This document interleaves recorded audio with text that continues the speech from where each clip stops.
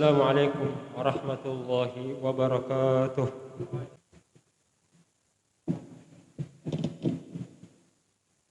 إن الحمد لله نحمده ونستعينه ونستغفره ونعوذ بالله من شرور أنفسنا ومن سيئات أعمالنا. من يهده الله فلا مضل له ومن يضلله فلا هادي له. أشهد أن لا إله إلا الله وحده لا شريك له وأشهد أن محمدا عبده ورسوله. اللهم صل على محمد وعلى آله وصحبه أجمعين. فيا عباد الله أوصيكم ونفسي بتقوى الله فقد فاز المتقون. يا أيها الذين آمنوا اتقوا الله حق تقاته ولا تموتن إلا وأنتم مسلمون. يا أيها الناس اتقوا ربكم الذي خلقكم من نفس واحدة وخلق منها زوجها وبث منهما رجالا كثيرا ونساء واتقوا الله الذي تساءلون به والأرحام إن الله كان عليكم رقيبا. يا أيها الذين آمنوا اتقوا الله وقولوا قولا سديدا يصلح لكم أعمالكم ويغفر لكم ذنوبكم ومن يطع الله ورسوله فقد فاز فوزا عظيما. أما بعد فإن خير الحديث كتاب الله وخير الهدي هدي محمد صلى الله عليه وسلم وشر الأمور محدثاتها وكل محدثة بدعة وكل بدعة ضلالة. اللهم انفعنا بما علمتنا وعلمنا ما ينفعنا وزدنا علما. Ma'asyiral muslimin rahimani wa rahimakumullah.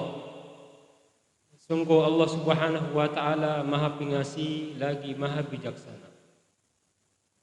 Sehingga segala ketetapan dan aturan Allah syarat dengan kasih sayang dan kebijaksanaannya.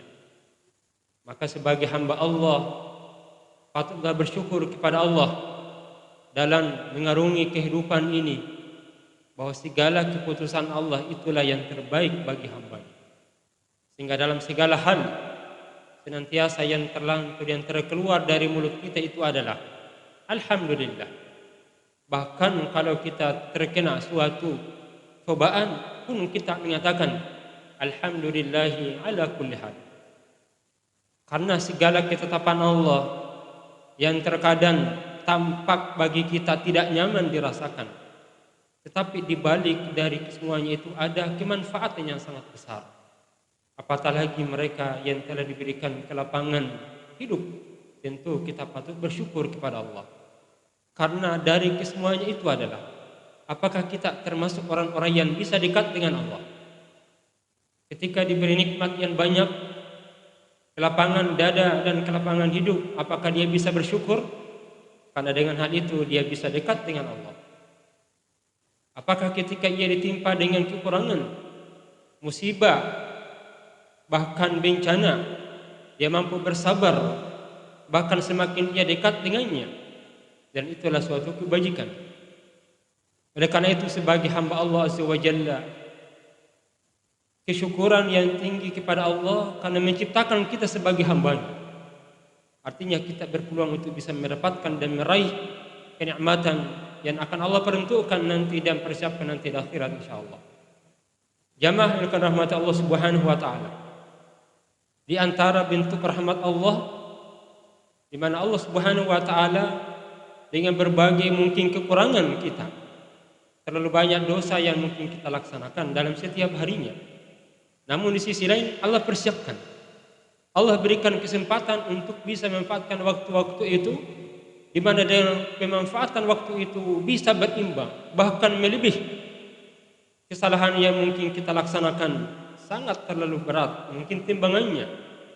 Dan di sisi lain amal kebaikan kita mungkin tidak terlalu berat, tapi dengan melaksanakan amalan-amalan tertentu pada waktu-waktu tertentu, di mana Allah Subhanahu wa taala bisa mengangkat dan memperberat timbangan amal kita, dan di sisi lain amal keburukan kita Allah semakin ringankan itu. Di antaranya adalah ketika kita mampu berada pada bulan-bulan yang Allah muliakan, dan itu berada pada bulan-bulan terakhir dari bulan Hijriah, mulai bulan Ramadan, dilanjutkan dengan bulan Syawal, ditambah dengan bulan Zulqa'dah, dan puncaknya itu pula adalah pada bulan Zulhijjah. Hal itu dinyatakan oleh Rasulullah SAW dalam hadis yang diriwayatkan oleh Imam Abu Dawud dan juga Imam Ibnu Majah dan Imam Ahmad dari sahabat Ibnu Abbas radhiyallahu anhuma, di mana Nabi sallallahu alaihi wasallam bersabda, "Ma min ayyamin al-amal shalih fiha ahabbu ila Allah min hadhihi al-ayyam," yakni al-amal ashar. Qala ya Rasulullah, wala jihadu fi sabilillah? Qala la, wala al-jihadu fi sabilillah. Illa rajulun kharaja bi nafsihi wa malihi falam yarji' min dhalika bi syai'in. Nabi SAW menyatakan, tiada hari-hari yang utama beramal soleh di dalamnya lebih dicintai oleh Allah Subhanahu wa taala daripada hari-hari ini. Maksudnya adalah hari-hari 10 hari pada bulan Zulhijjah. Para sahabat, apakah tidak bisa dikalahkan dengan jihad fisabilillah? Kata Nabi SAW, tidak pula dikalahkan dengan jihad fisabilillah, kecuali seseorang yang keluar berjuang dengan harta dan jiwanya dan tidak ada yang kembali lagi mati syahid di jalan Allah Subhanahu wa taala. Bahkan keistimewaan daripada bulan Zulhijjah ini oleh sebagian ulama menyatakan bahkan tidak dikalahkan dalam ibadah-ibadah lain. Karena Allah atau Nabi SAW menyatakan di situ adalah habbu ilallah, lebih Allah cintai daripada 10 hari itu. Itu Allah buktikan dalam Al-Quran dan surat Al-Fajr ketika Allah Subhanahu wa taala bersumpah dengan 10 hari ini. Wal fajr wa layalin ashar, demi waktu fajar dan 10 malam. Walaupun para ulama bersalam pendapat makna 10 malam itu, namun kebanyakan jumhur daripada ulama mufassirin menafsirkan bahwa makna 10 malam dan maksudnya adalah 10 hari juga adalah 10 hari pertama pada bulan Zulhijjah. Hal itu diperkuat dengan hadis yang kita baca tadi, yakni 10 hari pertama.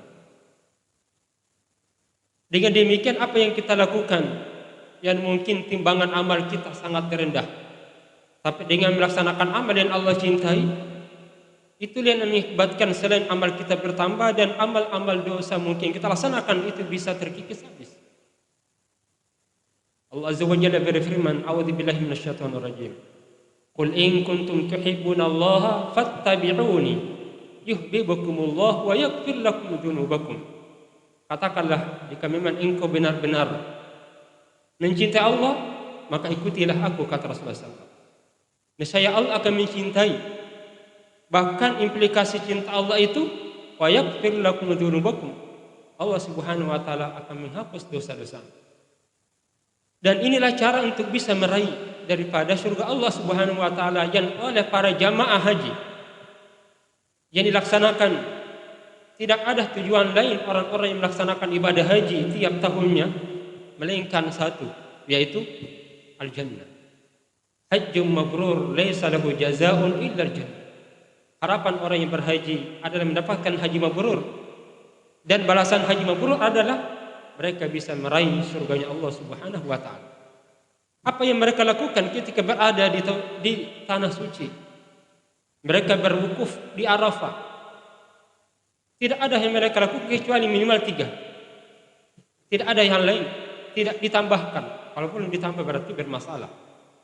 Yang mereka lakukan adalah ketika wukuf di Arafah, berangkat dari pemukiman dari Makkah masuk ke Arafah yang terjadi pada tanggal 9 Zulhijjah. Yang mereka lakukan adalah mereka mohon istighfar, mohon ampun kepada Allah Subhanahu wa taala. Yang kedua dilanjutkan dengan berbagai zikir-zikir dan dilanjutkan dengan doa. Karena saat kita bermunajat kepada Allah pada saat kita wukuf di Arafah dengan menggunakan pakaian putih, kain ihram, itu adalah langkah utama untuk berupaya untuk menghilangkan dan membersihkan kotoran-kotoran yang ada di dalam diri kita. Dan itu biasanya diawali dengan istighfar. Segala sesuatu yang diawali dengan mohon ampun kepada Allah akan memudahkan bagi kita untuk berzikir dengan baik. Bisa memudahkan agar doa-doa kita diterima oleh Allah. Ada sesuatu yang tidak mudah diterima oleh Allah doa kita kalau diawali dengan doa dengan hati yang kotor. Maka itu dilakukan oleh para jamaah haji kita. Khususnya bagi kita yang berdoa, awalilah segala sesuatunya dengan memohon ampun kepada Allah Subhanahu wa taala. Agar hati yang terkadang terlalu banyak kita mau mohon kepada Allah berbagi kenikmatan, berbagi manfaatan, padahal tiap hari kita lakukan dosa. Maka kita harus sadar diri dengan cara berupaya untuk membersihkan jiwa dari kotoran-kotoran yang kotor tadi. Namun bagi kita yang tidak sempat melaksanakan ibadah haji, janganlah bersedih, janganlah putus asa. Karena boleh saja apa yang kita lakukan hari tahun ini ataukah terjadi pembatalan. Tapi solusi Islam tidak berarti begitu saja. Ada cara lain yang kita bisa lakukan. Bahkan dengan melaksanakan amal soleh, khususnya pada bulan-bulan Zulhijjah ini, itu bisa meningkatkan, bisa menyamai ibadah-ibadah haji yang mungkin tahun ini kita tidak laksanakan. Di antaranya itu adalah memperbanyak salat, ya minimal salat sunnah, salat isyraq. Nabi SAW telah menyatakan dalam hadis yang hasan riwayat Imam At-Tirmizi dan juga Imam Ibnu Majah dari sahabat Anas bin Malik dan juga Ibnu Abbas dan Imam Abu Umam Al-Bahili, man shallal fajr jama'atan, dan berlain man shalla fil masjid jama'atan thumma qala yadhkurullaha hatta yatlu asy-syams thumma yusalli rak'ataini falahu hajjun tamma hajjuhu. Orang yang melaksanakan salat subuh secara berjamaah lalu dilanjutkan dengan zikir, apakah itu membaca Al-Quran, tadarus Al-Quran, mengikuti pengajian, berzikir mandiri. Lalu setelah itu terbit matahari kurang lebih 10 menit atau 15 menit, dia sempatkan waktunya untuk salat 2 rakaat. Maka Nabi menyatakan, maka ia akan mendapatkan pahala haji yang sempurna haji. Nah, ditambah lagi dalam hadis yang sahih yang dinyatakan riwayat Imam Ahmad, ataukah sebagian ulama menyatakan hadis hasan. Man kharaja min baitihi mutatahhiran ila salatil maktubah. Orang yang keluar dari rumah dalam keadaan suci, berwudu dulu sampai ke rumah, dari rumah, kemudian datang ke masjid.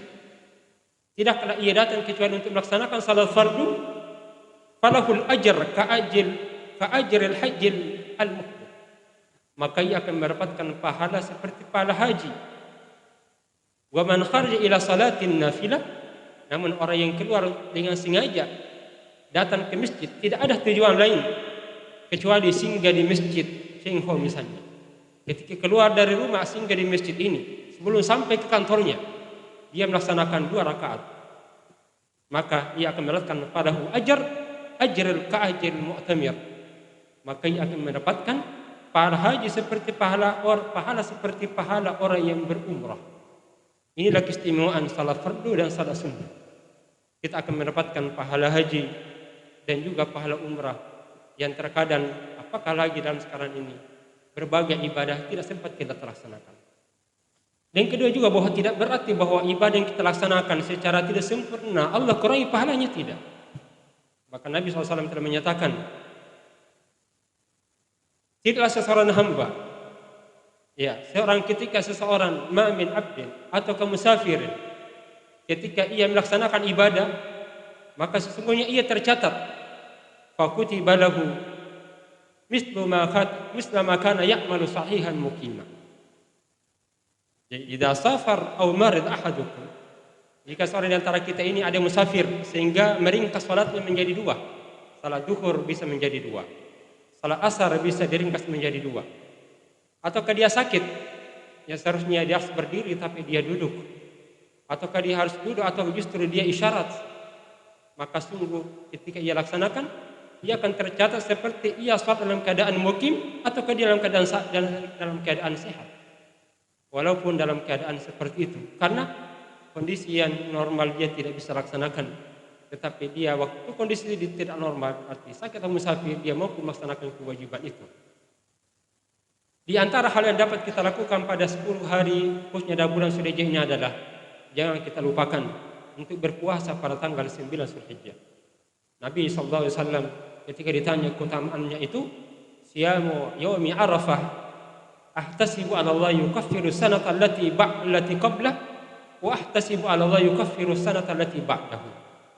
Ketika ditanya tentang keutamaan berpuasa pada tanggal 9 Zulhijjah, maka Nabi SAW menyatakan, bahwa ia akan mendapatkan ampunan 1 tahun yang lalu dan dosa 1 tahun yang akan datang. Bahkan dalam hadis Nabi SAW, ketika itu diikutkan lagi dengan ibadah-ibadah lain pada tanggal 10 pelaksanaan salat Idul Adha, dan juga diikuti dengan ibadah kurban, tentu ini akan semakin meninggi pahala-pahala yang akan kita peroleh. Bagi kita yang mampu melaksanakan tanggal 1 sampai dengan tanggal 9 dibolehkan. Minimal ketika kita tidak mampu melaksanakannya 9 hari itu, 3 hari di dalamnya, apakah Senin dan Kamis, ataukah puasa Daud, ataukah mungkin bagi kita ada puasa-puasa yang terlupa, ataukah puasa yang luput dikibatkan sakit yang belum kita laksanakan pada waktu itu, maka baiknya kita laksanakan pada tanggal 10 atau pada tanggal 1 sampai 9. Karena dengan cara memperbanyak ibadah-ibadah, apakah itu sifatnya ibadah wajib atau ibadah sunnah, itu yang Allah maksudkan di dalam Al-Qur'an, dalam ayat, apakah di dalam hadis Nabi, ahabbu ilallah, amal-amal cinta Allah Subhanahu wa taala. Aqulu qawli hadza astaghfirullah li wa lakum wa li sa'iril muslimin wal muslimat innahu huwal ghafurur rahim.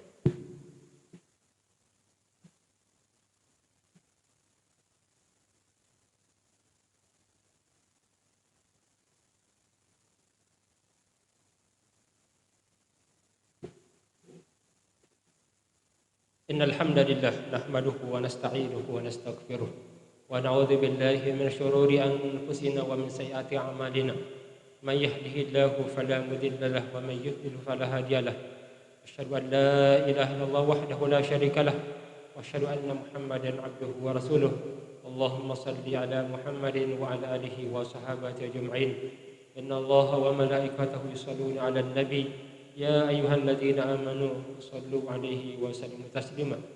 Jamaah rahmat Allah Subhanahu wa taala, pada khutbah yang kedua ini kami ingatkan kita semuanya dalam menghidupkan dalam 10 hari pertama, mari ya kita giatkan amal saleh yang ada di dalamnya, dan terlebih khusus pada tanggal 9 atau tanggal 10 dengan melaksanakan salat Id sesuai dengan aturan yang ada.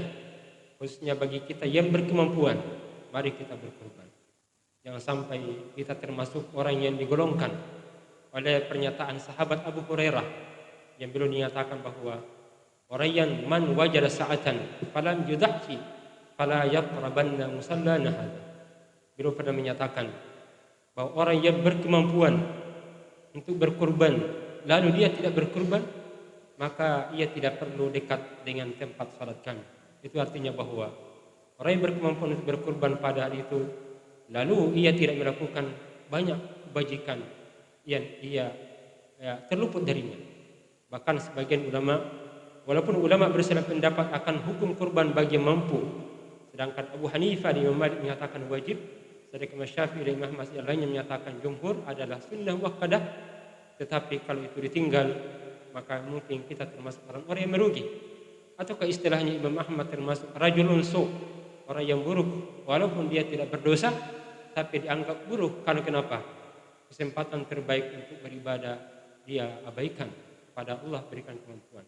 Semoga kita termasuk orang-orang yang mampu diberikan taufik Allah Subhanahu wa taala sehingga mampu berkorban, menghidupkan hari-hari yang mulia, sehingga kita termasuk orang-orang yang bersiap untuk menghadap kehadirat Allah Subhanahu wa taala, yang dimana tidak ada yang kita bisa bawa kecuali amal soleh yang akan kita persembahkan kepada Allah Subhanahu wa taala. Allahumma ghfir lil mu'minina wal mu'minat wal muslimina wal muslimat al ahya'i minhum wal amwat innaka samii'un qariibun mujibud da'wat wa qadil hajat. Allahumma arina al haqqa haqqan warzuqna ittiba'ah wa arina al batila batilan warzuqna ijtinabah.